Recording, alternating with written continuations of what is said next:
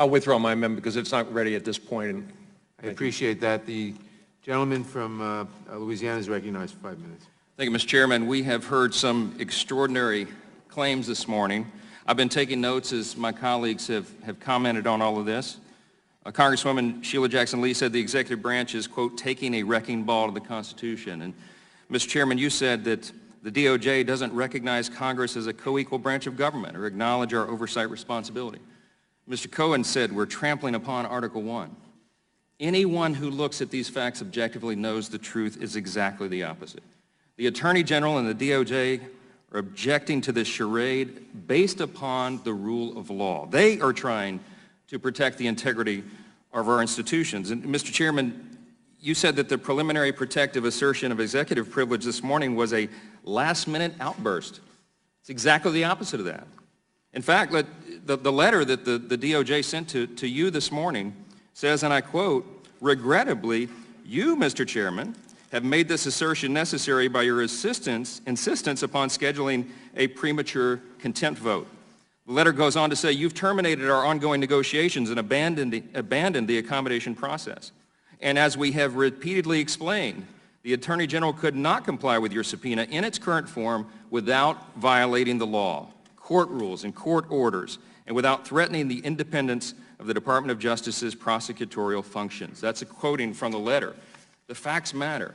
The letter that the Attorney General sent to the President this morning that accompanies all this says, quote, "The committee demands all of the special counsel's investigative files, which consist of," everybody listen, consist of millions of pages of classified and unclassified documents bearing upon more than 24 criminal cases and investigations, many of which are ongoing.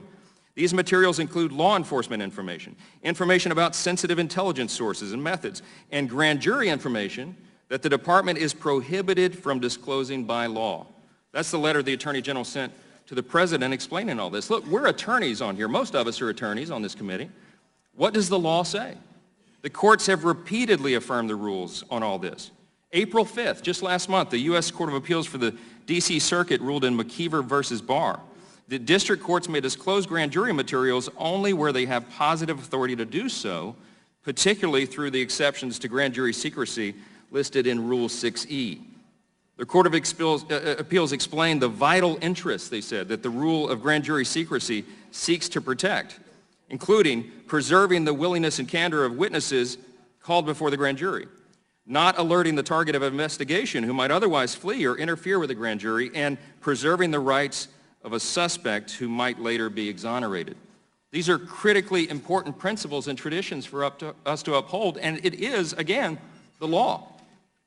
The chairman can file suit for access to the 6E material, but instead he blasts the Attorney General for not joining him in doing so. Why hasn't the chairman taken that step? I think I know why. Perhaps because he knows that his rationale for demanding the unredacted report is wholly insufficient. Look, this bears repeating. The chairman claims he needs the full unredacted report as part of the March 4th, 2019 investigation into the 81 individuals and organizations related in some way to President Trump. But let's make a couple of facts clear. The investigation, we don't even know if it's still ongoing. We haven't heard much about it lately. The lack of activity surrounding the investigations makes clear the majority here is not interested in pursuing this for any legitimate legislative purpose. This is about scoring political points.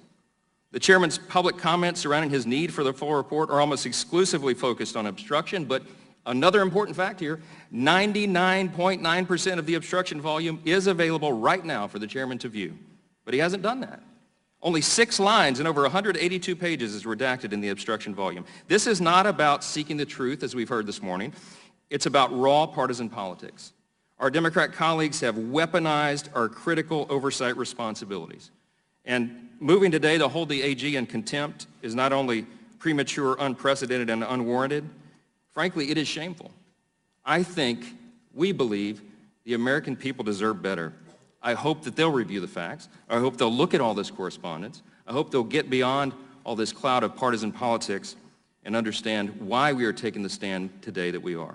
I yield back.